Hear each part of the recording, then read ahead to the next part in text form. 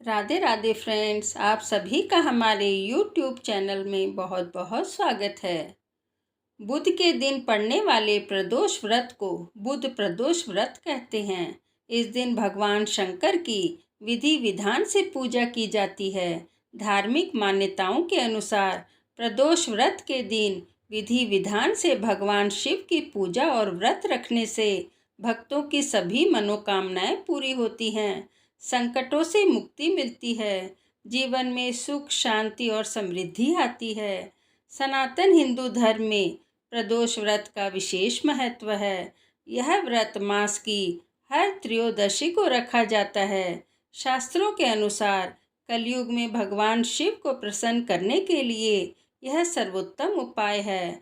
प्रदोष काल भगवान शिव की विधि विधान से पूजा अर्चना करने से विशेष फल की प्राप्ति होती है और सभी मनोकामनाएं पूर्ण होती हैं। पूजा विधि है, इस दिन सुबह स्नान आदि से निवृत्त हो स्वच्छ वस्त्र धारण करना चाहिए और भगवान शिव के सामने दीपक जलाना चाहिए तथा भोलेनाथ के मंत्रों का जाप कर जलाभिषेक करके माता पार्वती और विघ्नहर्ता गणेश जी की भी पूजा अर्चना करनी चाहिए। बुध प्रदोष व्रत के कुछ नियम हैं। प्रदोष व्रत के दिन व्रती को त्रयोदशी के दिन सुबह जल्दी उठना चाहिए। नहाकर भगवान शिव का ध्यान करना चाहिए। इस व्रत में भोजन ग्रहण नहीं किया जाता, खाली फलाहार लिया जाता है। गुस्सा या विवाद से बच के रहना चाहिए। प्रदोष काल के दिन ब्रह्मचर्य का पालन करना चाहिए।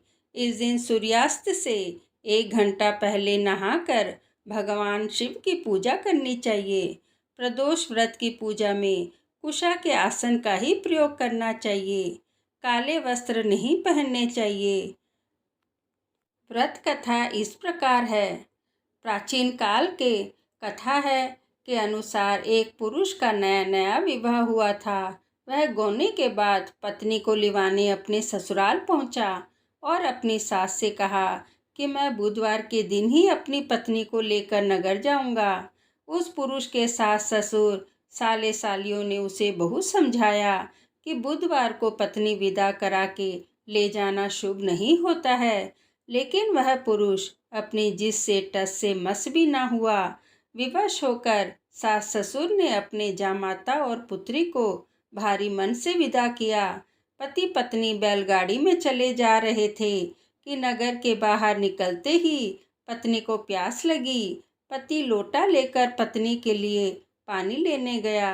पानी लेकर जब वह पहुंचा तो उसे बहुत क्रोध और आश्चर्य की सीमा न रही, क्योंकि उसकी पत्नी किसी अन्य पुरुष के लोटे से जल पी रही थी और हंस हंस कर बात कर रही थी। क्रोध से वह आग बबूला हो गया और उस आदमी से झगड़ा करने लग गया, मगर यह देखकर और भी ज़्यादा आश्चर्यचकित हो गया कि उस मनुष्य की शक्ल हूबहू उसकी शक्ल के जैसी थी। तो दोनों में बहुत लड़ाई होने लग गई। हम शक्ल आदमियों को झगड़ते हुए देखकर काफ़ी देर हो गई तो वहाँ आने जाने लोगों की भीड़ एकत्रित हो गई। सिपाही भी वहाँ आ गए। सिपाही ने उस स्त्री से पूछा कि इन दोनों में से कौन तुम्हारा पति है, तो वह बेचारी असमंजस में पड़ गई, क्योंकि दोनों की शक्ल एक दूसरे से बिल्कुल मिलती थी। बीच राह में अपनी पत्नी को ऐसे लुटा देखकर वह पुरुष की आंख भर आई और वह शंकर भगवान से प्रार्थना करने लगा कि हे भगवान, आप मेरी और मेरी पत्नी की रक्षा करो। मुझसे बड़ी भूल हो गई है जो मैं बुधवार को पत्नी को विदा करा लाया। भविष्य में ऐसा अपराध कदापि नहीं करूँगा।